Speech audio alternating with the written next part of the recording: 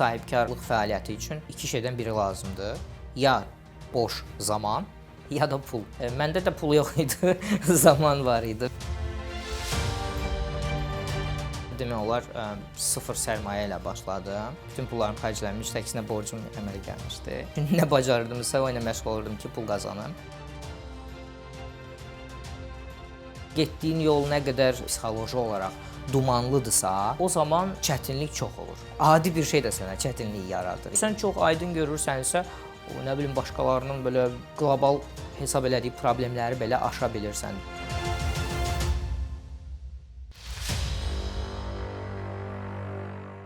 Əlilliyim olduğu üçün uşaqlıqdan başlayaraq mütəmadi olaraq hansısa çətinliklərin öhdəsindən gəlmək məcburiyyətində olmuşam və bu çətinliklərin öhdəsindən gəlmək məni axırda bir praktikada öyrənmiş bir şəxsi inkişaf mütəxəssisinə çevirdi.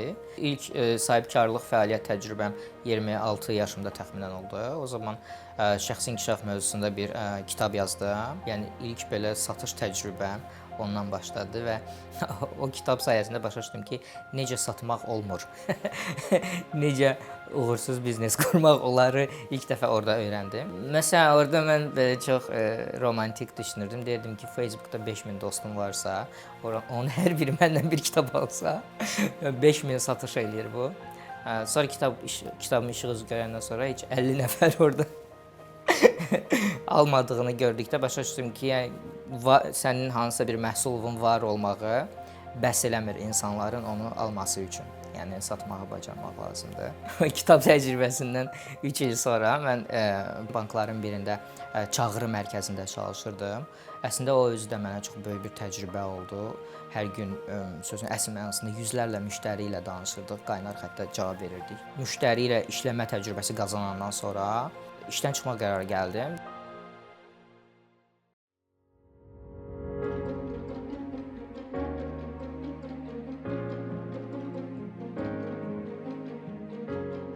İşdən çıxanda təxminən 1000-2000 manat pulum var idi, amma heç bir biznes ideyam yox idi, sıfır. Sözün əsl mənasında sıfır. Düşünürdüm ki, nəsə bir iş qurana qədər bunu xərcləyərəm, bəs eləyər. Amma force major halları nəzərə almamışdım və mənə bir biznes ideyası gələnə qədər, onu gəlirə çevirənə qədər çoxdan mənim maddi çətinliklərim başlamışdı. Bütün pullarım xərclənmişdi, əksinə borcum əmələ gəlmişdi. Həmən dönəm üçün nə bacarırdımsa, o ilə məşğul olurdum ki, pul qazanım. Sonra artıq bir biznes ideyası axtarışına çıxdım.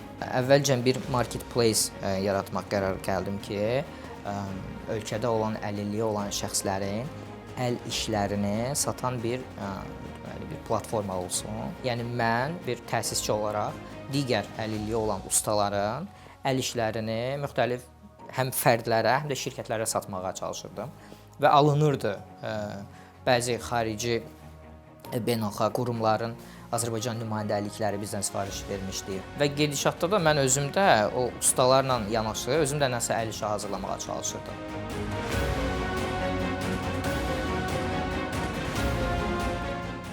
Sözü əsl mənasında demək olar, sıfır sərmayə ilə başladım. Ümumiyyətlə, sahibkarlıq fəaliyyəti üçün iki şeydən biri lazımdır. Ya boş zaman, ya da pul. Pulun yoxsa onu bol zamanla əvəzləyə bilərsən və alternativ üsullarla o pulu kompensasiya eləyə bilərsən. Məndə də pul yox idi, zaman var idi və il yarım bir-bir düzəldirdim də, heç bir məhsul stokum yox idi. Yəni, ehtiyatda məhsullarım olmurdu, elə 2 dənə düzəldirdim, onu da satırdım. Gələn pulu yeni xammalın almağına xərcləyirdim.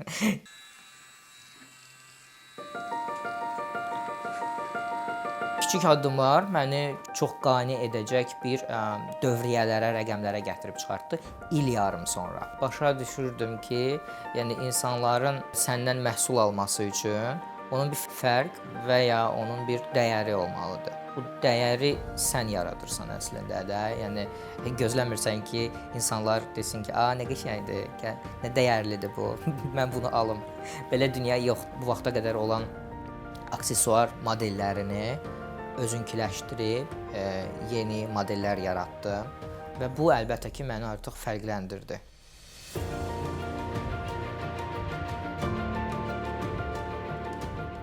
mən Xəzər dənizindən necə qum dənələri və digər detallar toplayıb, onlardan boyunbağı hazırladığımın videosunu çəkdim.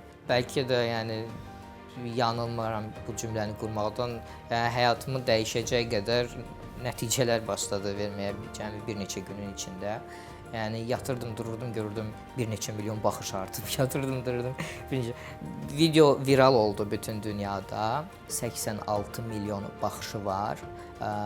Cəmi 8-9 aya. Oradan motivasiya alıb ikinci viral videonu yaratdım. Əslində o da hal-hazırda YouTube'da 6 milyon yarım baxış toplayıb. Ən çox müştəri hal-hazırda Amerika Birləşmiş Ştatlarındandır. İkinci yerdə təxminən Almaniyadır.